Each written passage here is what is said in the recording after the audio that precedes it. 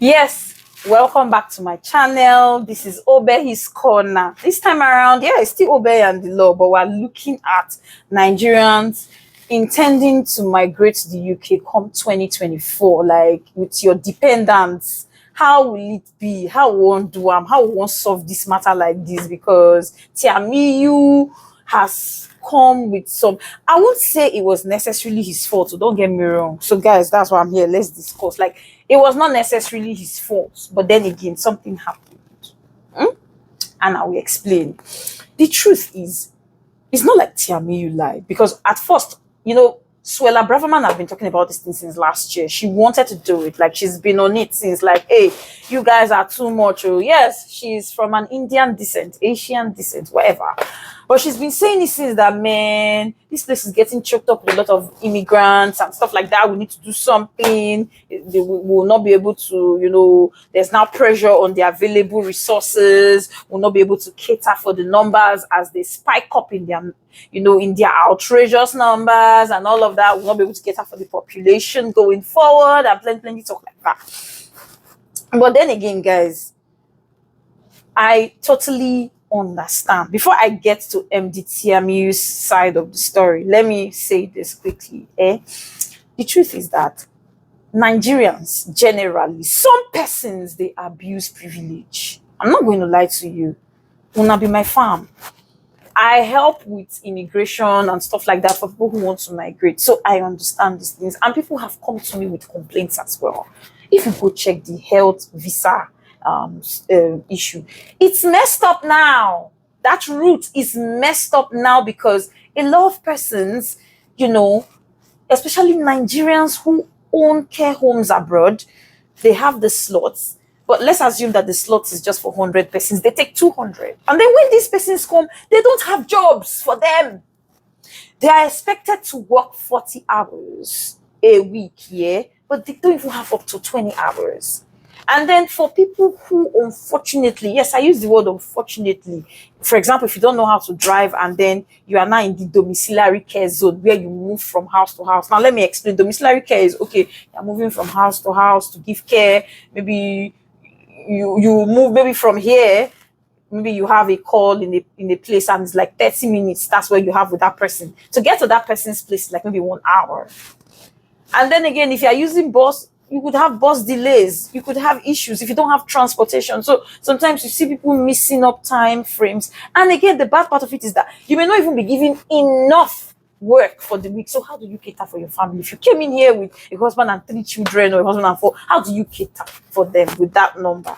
And then your husband is struggling. Somebody has to stay home to look after the children. Where is the money to pay for childcare? Do you understand? Me with the yarn, I'm just trying to be very open and plain because this is what is going on, guys. This is what is going on. Do you understand? So that's why the health system, like a lot of persons that have come in now, even for school, cannot even work. Even that 20 hours, which is really, it's not even enough to, especially for you, if you want to pay your school fees, maybe you're coming here, okay, I have my deposit and so like that. Maybe you don't have enough money for the school fees and the rest. It's difficult now. I have people in my DM crying, okay, I better help us for work, help us. And then maybe 1 or 2 contacts that I have for work, they're like, sorry, Obey, no space right now, it's full. That was not the case when I came in. We were the ones that they were actually begging at that point, say, please, oh guys, we have jobs available. But now there's pressure on the available resources. Okay, imagine somebody eating eba and ogbolo soup inside bus. Like, what's that? Eating eba and ogbolo soup inside bus, like waiting they occur. And see, the truth is that they call it United Kingdom for a reason. There's a reason why it is called United Kingdom. It's not called United Kingdom because we just want to just unite, like, talk, but it's called United Kingdom because we're trying to embrace, tolerate, and respect other people's cultures. The truth is that the smell of ogbolo soup, it may be appealing to you as a person because that's how we grew up. Remove yourself from yourself. Put yourself in the mind of a white person. It will not appeal to that person. Do you understand? So you will try inside bus, and you know that the bus is an enclosed space where you may not necessarily open the window. So that smell will retain in that place. You picking up calls, you're shouting. That's Nigeria. If you've watched a British person when they make calls, sometimes you can barely hear them. Hello, how you doing? You're right. You okay? You're doing well. That's how they talk. You don't pick up Alpha inside bus. They shout. I'm telling you, It was never, I've lived in the UK for like 5 years now, and I can tell you categorically, things have changed. You're coming here. I'm not saying don't be yourself, but you need to tolerate and respect other people's culture, other people's space. You know, fine, I can understand that. To be honest with you, is it bad if people troop to Nigeria? If people decide, oh, I'm coming for better or greener pastures, and then they move to Nigeria, it's not bad. But Nigeria has not even made it habitable for her own citizens, not to talk of inviting some other persons. I know of African countries that are doing something. You see their effort. For example, we have South Africa, even though I know, yes, they are killing Nigerians at the moment, which is not nice. But I mean, look at the outlet. It's a beautiful place. Rwanda is equally another place. They even have Rwanda Air, you know. So I don't know, what are we doing? Giant of Africa, waiting with the do.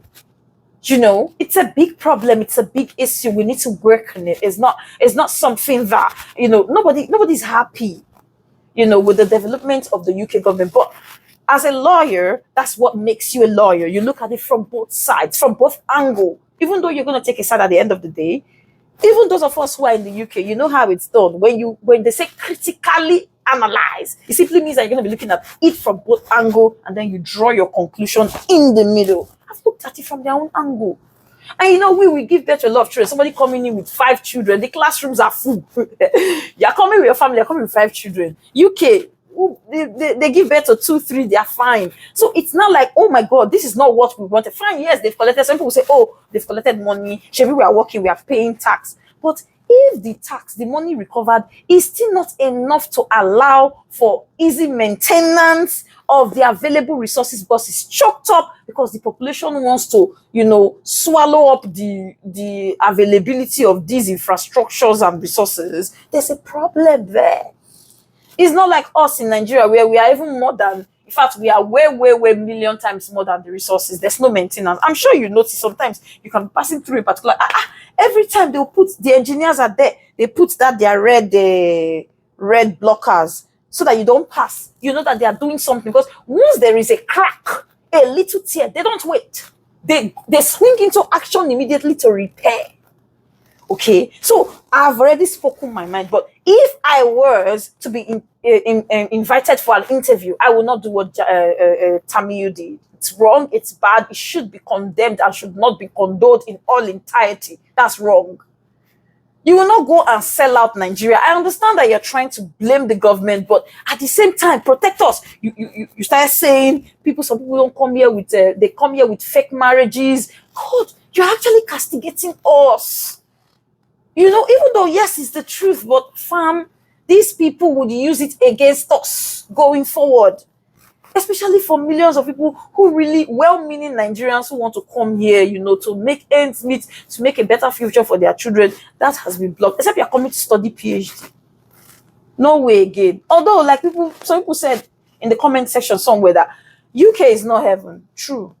But there's hope for a better life where whatever you sow, you shall reap. Galatians 6:7 we apply, and the whole story about no food for lazy man will apply. You cannot sit in your house and you expect your bills to be paid. You work for it, but you're seeing what you're working for. Even the tax you're paying, you're seeing what the tax is being used for. Security is there. UK is one of the most, you know, highly secured places in the world. I said what I said with my full chest. So I can understand why people want to come here and do things, you know. So really, I don't know what's going to happen with that Tiamiyu one. I know he's been dragged everywhere on social media and all about, but my heart just goes out to those who were planning to come in January 2024. And I'm sure it will be strict for those applying. Even in September 2023, they would, you know, scan you through and through. So if you can find a way to get admission for this September batch and hopefully scale through with your family, good luck on that one. But I will not really blame the government like in all entirety, because they are trying to look out for their own. And we too, Nigerians, and, you know, every other person, like Indians, I know they are there in their millions of numbers as well. You know, we need to, you know, look out for ourselves. Let's not say things that would, you know, at the end of the day, put us in the box, you know, put us under the bus as well. Like what Tiamiyu did. I know he was trying to explain, you know, nobody pays 15,000. No, I paid nearly £20,000 for my first master's. I did it and I was coming here to study. I needed the achievement. So it's not everybody. That was a hasty generalization. And according to my GST 112, that's wrong. Logic. Very, very wrong. Not everyone has come here with the motive of, oh, I want to jackpot, or I just came here. Some people came here to study and probably leave, or to study and maybe get a good job. But not that they came here to abuse the system, even though we know some persons are actually here to abuse the system. But I don't think saying it outrightly, coming from a black man, would make more sense and carry more weight to them, because it is now do you understand? So I don't think that would have been the good approach, even though I know there were things he said that made sense, like, okay, the government is the reason if we had good government, but you should take clue from Dr. Emeka, who came in here very early. His father was a surgeon here with the NHS, and he spoke highly. He gave reasons why persons are coming with their dependents and all of that, and it did make sense, But good luck, and may God bless Nigeria. Peace, guys. Peace. Follow me on all my handles. Facebook, Instagram, TikTok, Twitter. Let's make magic. Bye.